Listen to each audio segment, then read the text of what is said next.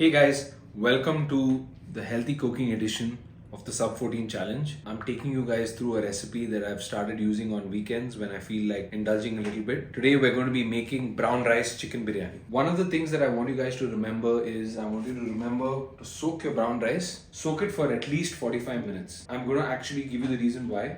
The longer you soak it for, the softer it's going to become when you cook. So depending on whether you like your rice with a bit of bite to it or whether you like your rice very soft, you can soak it anywhere between 45 to 90 minutes. I like my rice with a little bit of bite to it, so I soak it for 45 minutes. If you want it to be softer and a bit closer to white rice, soak it for longer. Another thing which you'll have to remember is the rate at which the rice cooks. The more you soak the rice, the faster the rice will cook. And with biryani, it's all about getting that timing perfect where your rice and your meat cook to the perfect texture that you want it to be at the same time, because otherwise you'll be left with either undercooked rice and overcooked meat or the other way around. That's something that you guys got to remember. So I'm just soaking my rice and I'm just going to keep it to the side.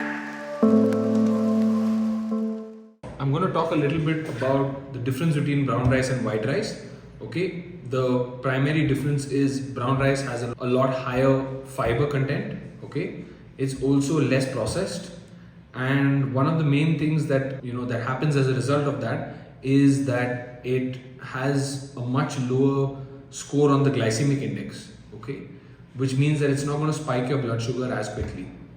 So that's one of the reasons why a lot of healthy eating recipes and websites include brown rice as part of meal prep, because it's a good carb, but it's also a much cleaner carb. The next thing I'm going to start doing is marinating the chicken. So first up, I'm starting with 1 kg of chicken. This is only legs and thighs with bone in. Okay, you can see the bone right here. And the bone will probably, add a little bit of taste to the biryani. So I'm just going to take that, put it in here. Next up, as a base for my marination, I'm going to use half of this Nestle A Plus dahi. I'm going to use 200 grams. The whole tin is about 400 grams. So I'm going to put half of it in. Okay, make sure you use a nice yogurt. Next up, I'm going to chuck in some of these dry spices. I try to keep this as simple as possible and have ingredients that would be available in everyone's kitchen. That's red chili powder, turmeric, and that's garam masala. The rest of these will go in later. So first we start off with 1.5 teaspoon of turmeric, 1.5 teaspoon of garam masala, 1.5 teaspoon of chili powder. I'm going to add a generous amount of salt, so I'm going to add 2 teaspoons of salt.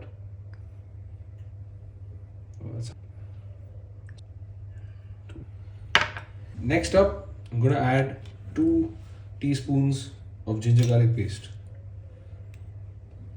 Last up, I'm just going to add a couple of leaves of mint and some coriander just to give it a little bit of taste.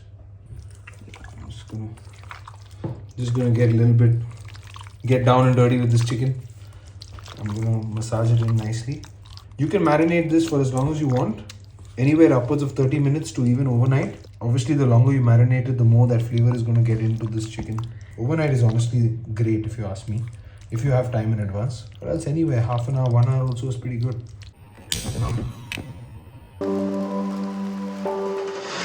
Why I wanted to make this video was I wanted to also include a little bit of that 80-20 concept that we hear a lot of, right? 80% of the time sticking to your diet, sticking to your goals, being disciplined, but then 20% of the time also giving yourself a little bit of some kind of leeway to enjoy or to have the comfort food that you like. But when you're trying to do a Sub-14 challenge, even when you're doing that 20% of the time, you need to kind of find new ways to keep it healthy or keep it cleaner than, say, eating a fried chicken burger. And if the pleasure or the happiness that you derive from eating something that's yummy is going to be 10 if you eat a fried chicken burger and maybe 8 if you have a brown rice chicken biryani, then maybe you have a brown rice chicken biryani, Also, when it comes to indulging, I think that's a good measure of how you should do it. Like 8 out of the meals, if you can try and knock 8 meals out of the 10 in a, keep it healthy, then I think that you've got a great thing going, because 8 out of 10 times you're being consistent, and that is going to improve your adherence to the plan over a long period of time. Next up, we're going to move to frying the onions and the chilies and getting some of that tomato in there as well. By now the chicken is already marinated and soaked, and so is the rice. Usually this is how much oil would have gone into a biryani, but I'm gonna put only 2 tablespoons of oil, and I'm gonna swap out the rest for ghee. It's gonna also add a lot of flavor to this. Also, ghee when mixed with a carb provides a benefit of reducing the glycemic index of the dish. The rest of the fat that we're gonna add is gonna be ghee, and this is homemade too. So great stuff to add to my biryani. So we're gonna let that warm up. So next up, we're going to use some whole spices. We have cloves here, we have big elaichi, small elaichi, star anise, cinnamon and bay leaf. So I'm just going to add that to the already hot oil, and that's going to start sputtering really quickly. So I'm going to probably dump the onion in there really quickly.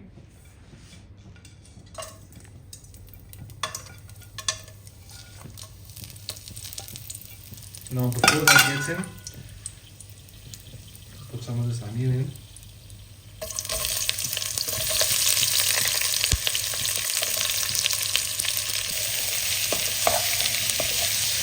So I am going to wait now for the onions to get a bit brown, and once they get brown, I'm going to add the tomatoes, and then I'm going to add the green chilies in that sequence. So another hack that I'm going to show you guys is I like to add a little bit of white vinegar to the onions. It helps them develop a really nice color, and it also adds a little bit of deep acidity to the whole process, which is very important when it comes to balancing that flavor. Now, as you can see, the onions have browned nicely, okay, and they're looking really good. They also smell amazing. It smells amazing in here. It's a bit hot though, but anyway, at this point is when I add another teaspoon of ginger garlic paste, okay, and give it a quick stir. Now it's time for the tomatoes. 2 small tomatoes, whole, cut into cubes, going in there.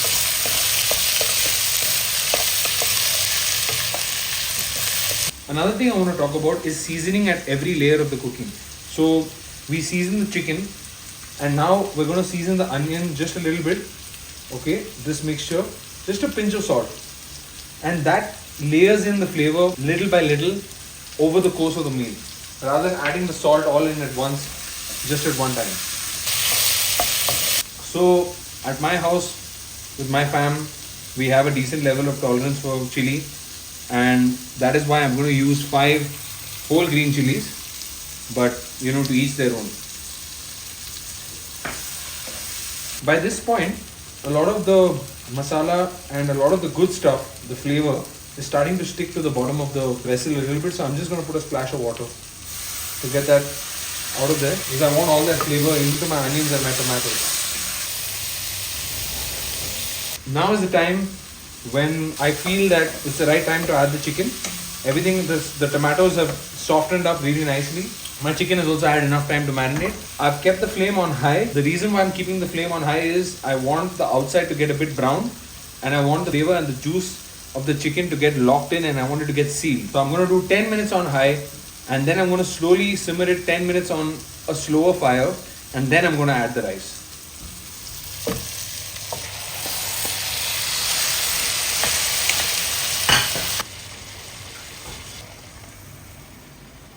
Got yogurt on my nose.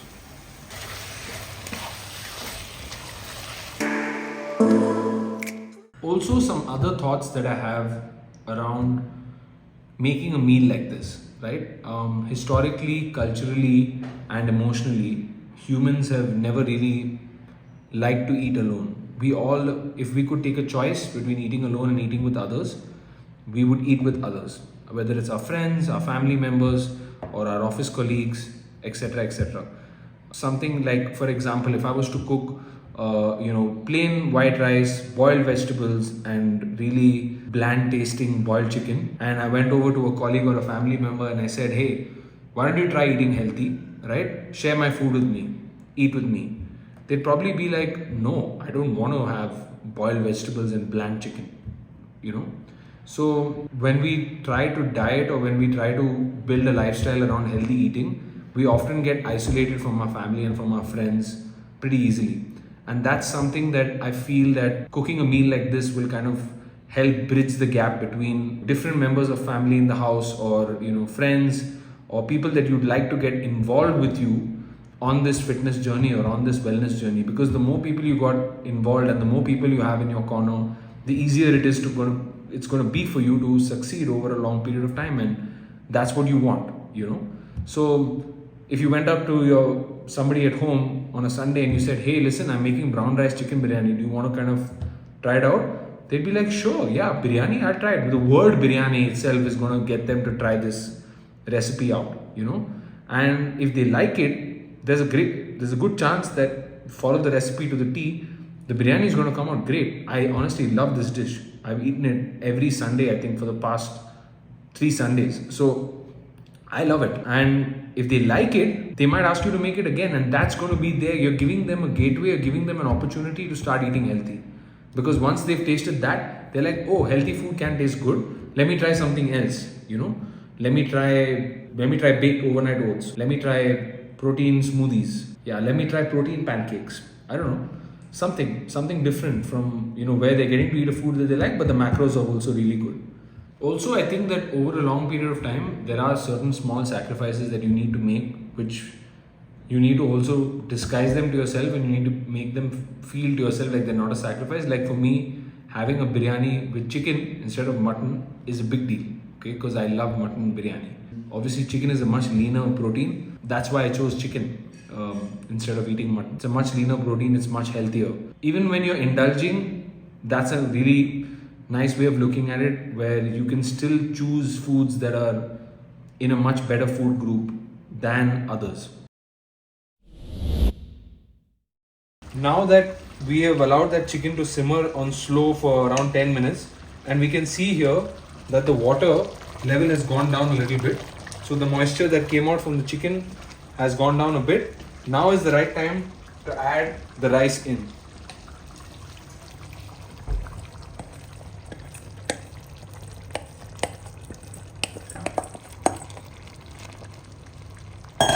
So now after we've added the rice, we're just going to stir it around to mix it up a little bit for around a couple of minutes, maybe 2-3 minutes.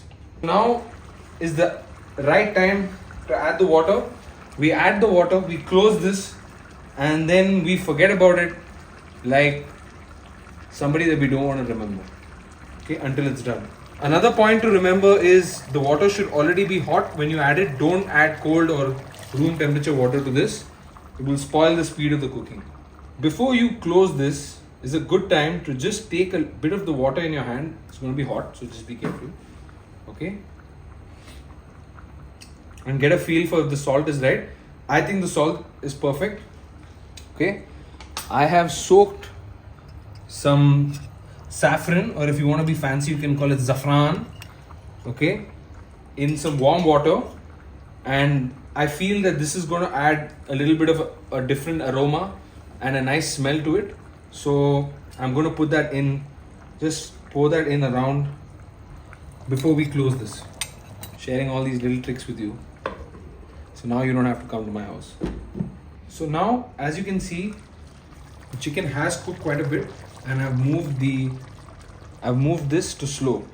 So now from here, it's going to go another 10 minutes on slow. That tastes good. Biryani case closed.